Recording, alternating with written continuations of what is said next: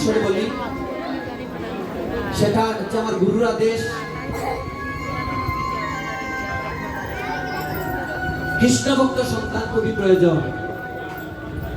যদি কৃষ্ণভক্ত সন্তান তোমার দিতে না পারে, আপনার সন্তান হবে কুসন্তান। আপনার সন্তান বড় হয়ে ধর্ম ত্যাগ করবে। এই জগৎ সংসারে কোন ধর্ম কিন্তু ছোট না। পার্শ্ববর্তী ধর্ম বলেন আর নিজের ধর্ম বলেন, কোনটাই ছোট না। তবে আপনাকে জানতে হবে ধর্ম সম্পর্কে। আপনি যদি আপনার নিজ ধর্ম সম্পর্কে না জানেন, তবে তো আপনি ধর্ম ত্যাগ করবেন। দেখা দেখো মায়েদার দোষ আছে। কেন বলি? একটা সন্তানকে যদি ছোট্টবেলা থেকে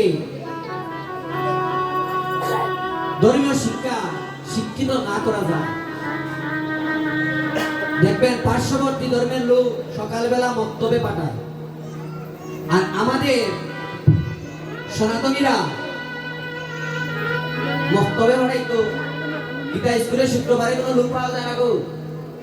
আমার গ্রামে একটা গীতা স্কুল আছে, ওই জায়গায় শুক্রবারে বিনামূল্যে পড়াইয়া ওই জায়গায় কোনো লোক পাওয়া যায় না, ছাত্রছাত্রী পাওয়া যায় না।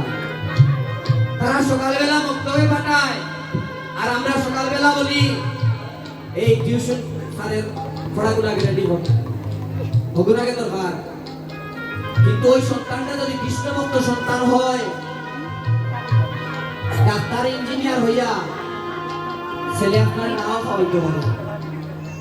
যদি কৃষ্ণভক্ত সন্তান হয় গো মা, তাহলে জীবনে যাই হোক না কেন আপনাকে কোনোদিন বৃদ্ধাশ্রমে যেতে হবে।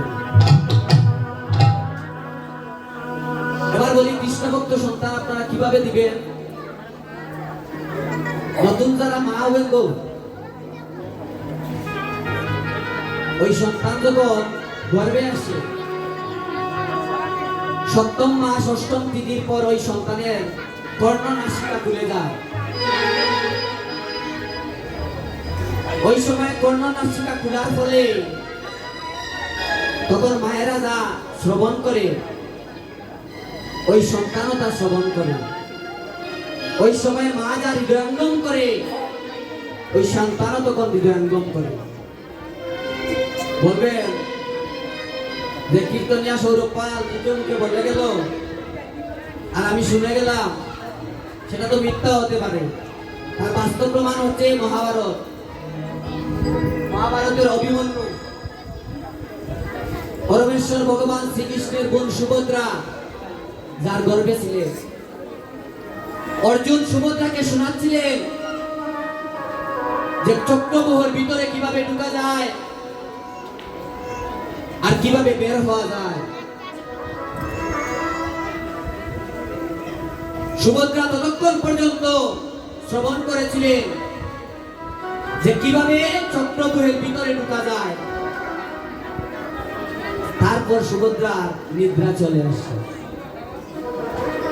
যখন নিদ্রা চলে আসে, সুভদ্রা আর শুনতে পেলেন না কিভাবে চক্রব্যূহের ভিতর থেকে বাইরে আসা যায়।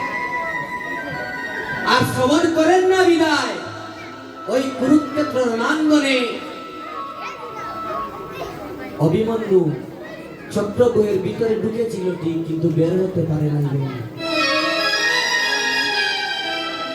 তাই বলি গো মা, ওই সময়ে মোবাইলটা না টিপাইয়া, টিকটক আর রিলস না দেখিয়া, টিকটকে ঢুকলে তো আর উপায় নাই, খালি মহিলার আইডিয়া, খালি কমেন্ট নাই রে।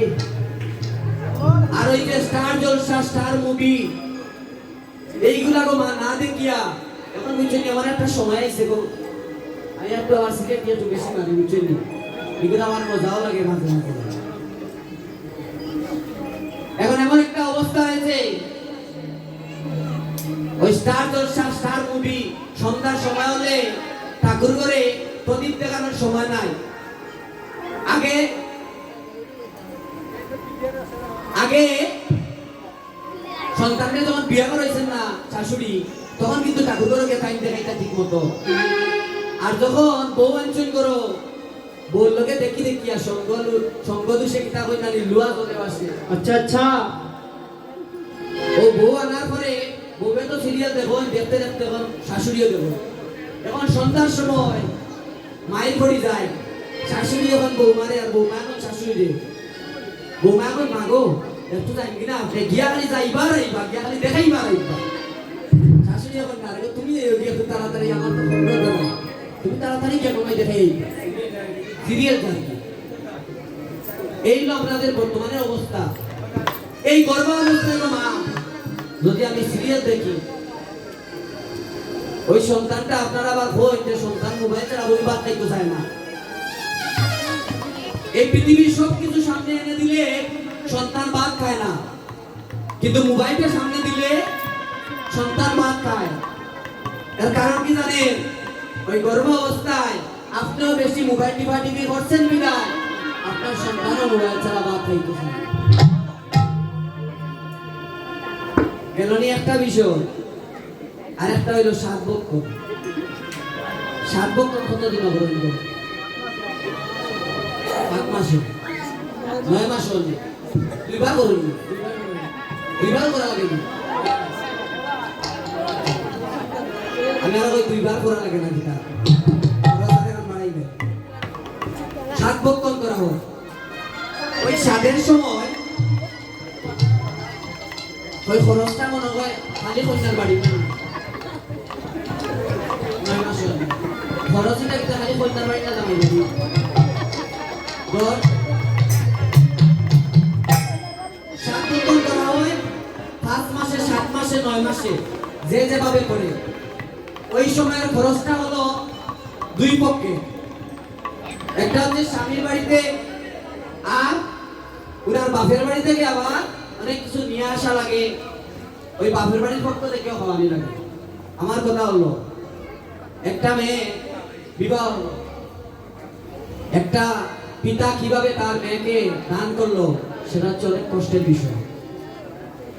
কিন্তু ওই বিয়ার পরে যদি একটার পরে আরেকটা লাগাই তাহলে গোয়া দেখি হইব। আর ওই সময়ে জামাই বাড়ি থেকে আবার কইবা কি তাহলে ও ভাবি আমি আসই আপনারা তো দিলা কইতাম না, বাদ দেখ কইলাম না, ও বিয়ে কেউ না বিয়ে কইল কা না খাও নাই বলে তো বেটা কই তুই হতে দুনিয়াত কা সুন্দর তো আপনার ইচ্ছা। আমার এখানে তো ওই হাসির মাংস ছাড়া 7 বছর নয় না। ওই ব্যয়ে কষ্টে মষ্টে ওই হাসির মাংসেরও ব্যবস্থা করুন। আচ্ছা গো মা, ওই 7 মাসের পরে যদি 7 বছরটা করা হয়, ওই সময়ে সন্তানের কর্ণনাসিকা খুলে যায়, ওই সময় সন্তান সবকিছু শ্রবণ করতে পারে, তাহলে ওই সময় যে হাসির মাংস আহার করবো ওই সন্তানরা কি বড় হয়ে গেলে হাসি হইতো না?